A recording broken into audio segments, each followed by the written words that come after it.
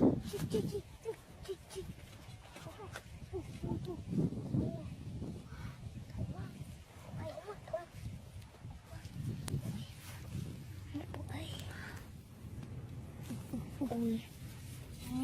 ui thủng mà.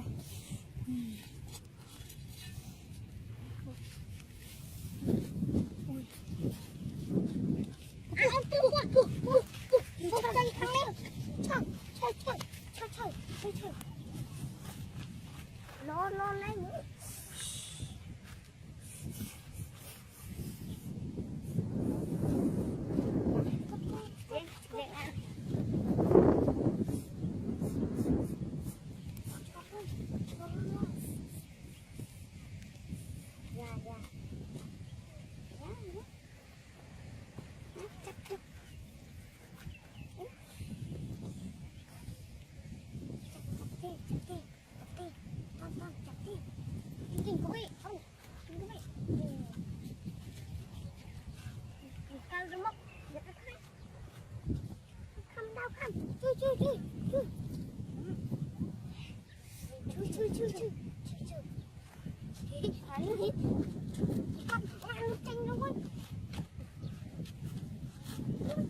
Chân lâu á,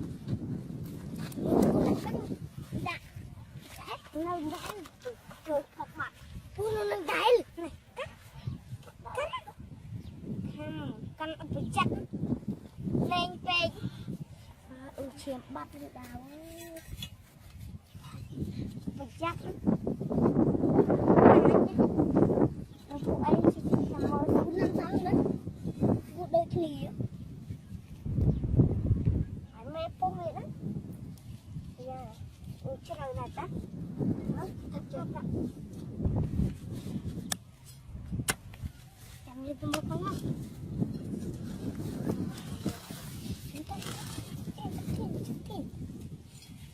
mẹ ơi,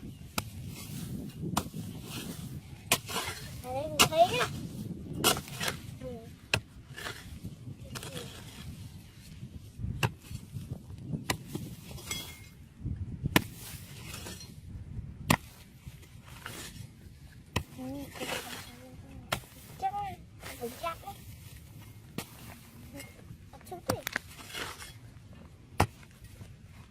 Mùa rễ là cô tham vào mùa này.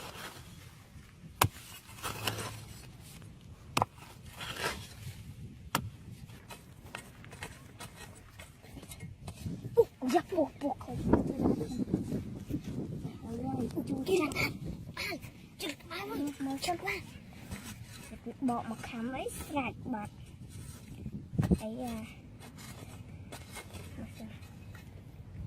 thao can vệ đá luôn. Can vệ đá luôn.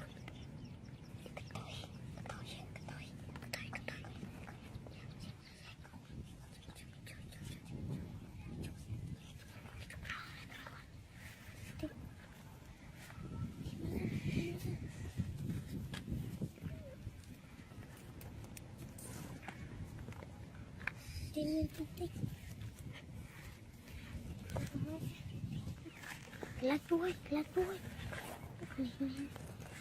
Đi, việc một đó. Chắc có vị. Thôi, chơi, mình thôi tóc đi.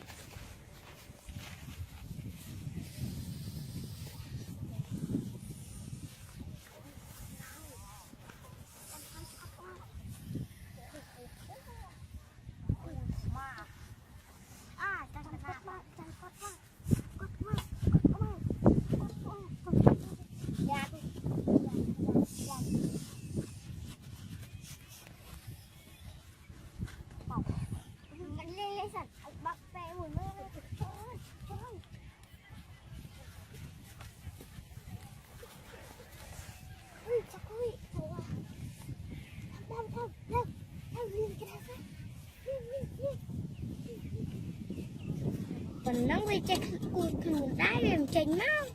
Anh Đăng, anh mẹ nấu một bụng không à? Chà chơi sao quá. Chành máu tới rồi.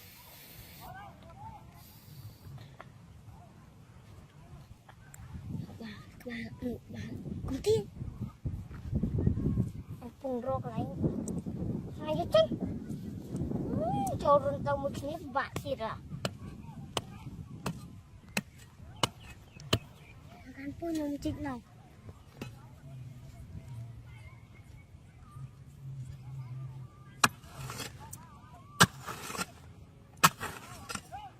họ tầm đào luôn miên họ phải bỏ hành cùi can phu nó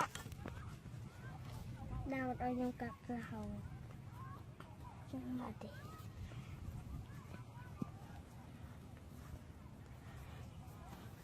mau khang mau dạ rồi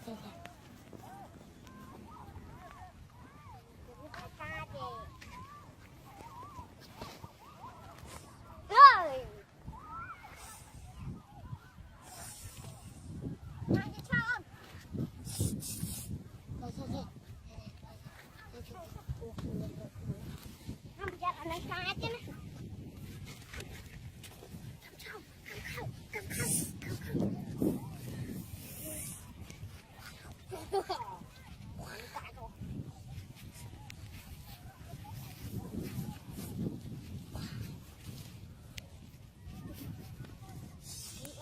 cầm thúng rốt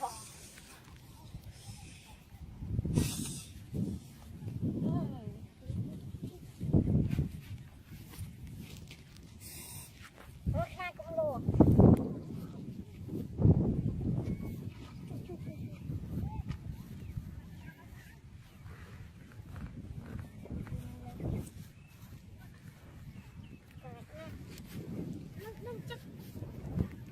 ôi họ đây